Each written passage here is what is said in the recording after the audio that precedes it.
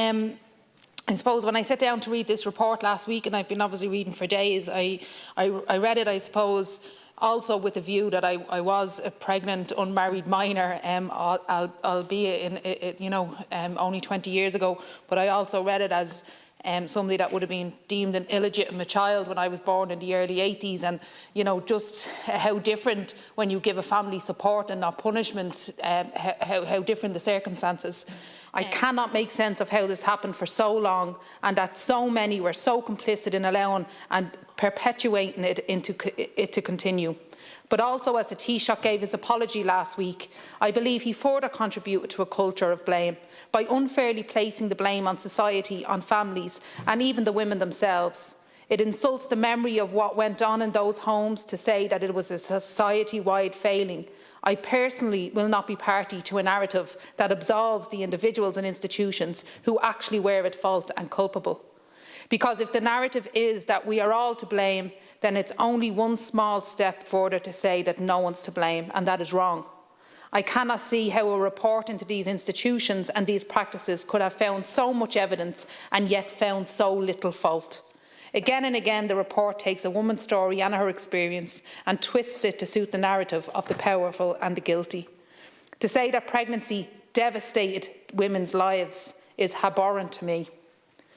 Was it the pregnancy that caused the devastation? Or did the church and state that was set on making women pay for their perceived wrongdoing devastate their lives? Abuse devastated their lives. Slavery devastated their lives. Forced adoptions devastated their lives. And now our repeated failures to listen to them, provide their data and their identity continues to devastate their lives. How can the church be said to have provided a refuge when it worked so tirelessly to remove all other options for women in crisis? If refuge is shelter or protection from danger or distress, how can these institutions have been deemed to provide refuge?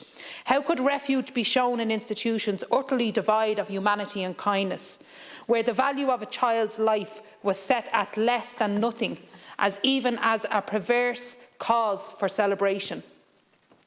No fair-minded person could call such a place a refuge. There are times in this report where women are called inmates. How can you be an inmate in a place of refuge? Then it states a harsh refuge in some cases. I fundamentally reject a report that could characterise these institutions in those terms, and frankly, how dare this report denigrate the experiences of survivors that gave evidence to the Commission by describing them like that. For survivors who have been so generous with their time and their difficult experiences, inputting into a process that the state told them they could trust, and to have their trust violated with repulsive platitudes that demean and diminish their trauma.